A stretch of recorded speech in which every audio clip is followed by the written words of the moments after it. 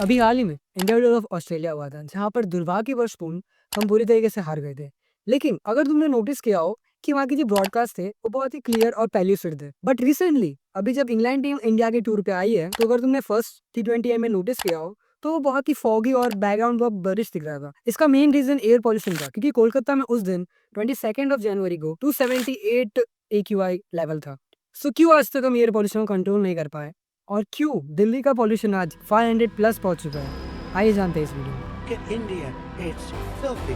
The air is filthy. The average AQI reading in the city is 488. राजधानी दिल्ली की हवा एक बार फिर से जहरीली हो चुकी इससे पता चलता है कि इस प्रदूषण की एक बहुत बड़ी समस्या पराली है और इस पराली के मुद्दे पर हमारी सरकारों ने कोई ठोस काम नहीं किया।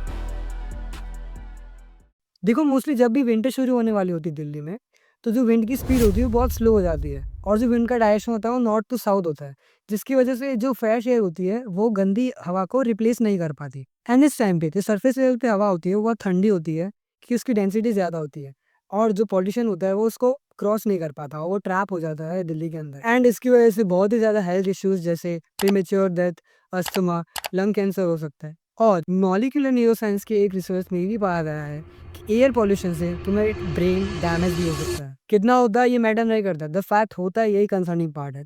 तो सोचो, अगर तुम्हारी फैमिली में कोई छोटा बच्चा है तो उस पर कितना बुरा इफेक्ट करेगा, उसके आई की बिल्डिंग से लेकर न्यूरो फंक्शनिंग तक सब इस पे आ जाएगा। अब मोस्टली जो पार्टीज है ना, उन्हें ये सब नहीं दिखता, उन्हें सिर्फ चाहिए हमारे वोट। उसके लिए वो कुछ भी कर सकते हैं, फ्री का राशन, पानी, बिजली, सब कुछ वो देने को तैयार है।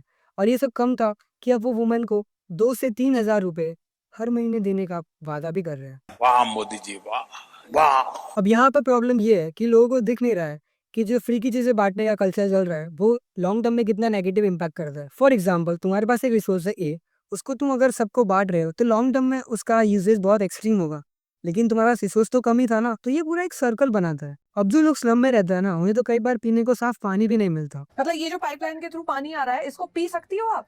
पी तो नहीं सकते, फिर भी हम लोग पीते, क्या करें, हम लोगों की मजबूरी है। और अगर कोई इन पे सवाल उठाए तो ये फिर क्या कहते हैं, सुनिए। दिल्ली की जनता को तुम जहर का पानी मिलाओगे और केजरीवाल आवाज उठाएगा तो डराओगे कि केस कर देंगे। जो नदी पहाड़ों से स्वच्छ आती है वो दिल्ली में आके ऐसी बन जाती है। देखो, इंडियंस को ना तो अपनी लाइफ की वैल्यू पता है और ना ही वो क्वालिटी ऑफ लाइफ को प्रायोरिटी देता है, क्योंकि सिर्फ दिल्ली ही नहीं, इंडिया की मेजोरिटी ऑफ सिटीज का यही हाल है। EQI.in के सर्वे के हिसाब से world most populated cities of 2024 की लिस्ट में टॉप 100 में से 90 प्लस सिटीज इंडिया की थी। मेरी खुद की सिटी का EQI 120 के पार है। देखो, सॉल्यूशन इतने भी सिंपल नहीं है, क्योंकि सबसे पहले हमें पब्लिक अवेयरनेस फैलानी होगी, जो कि हमारे देश की जनता में तो घूट घूट के भरी हुई है। हमें इलेक्ट्रॉनिक व्हीकल्स के यूज को ज्यादा प्रमोट करना पड़ेगा, एंड जो भी कंस्ट्रक्शन साइट्स है उसे हमें कवर करके रखना पड़ेगा, जिसकी वजह से एक सिग्निफिकेंट डिक्रीज आ सकता है। सो अगर तुम्हें इस वीडियो से थोड़ा भी वैल्यू मिला हो, so please let me know in the comments and share this video to those persons जो दिल्ली या फिर ऐसी कोई पॉल्यूटेड सिटी में रहते हैं और उन्हें ये जानना बहुत जरूरी है।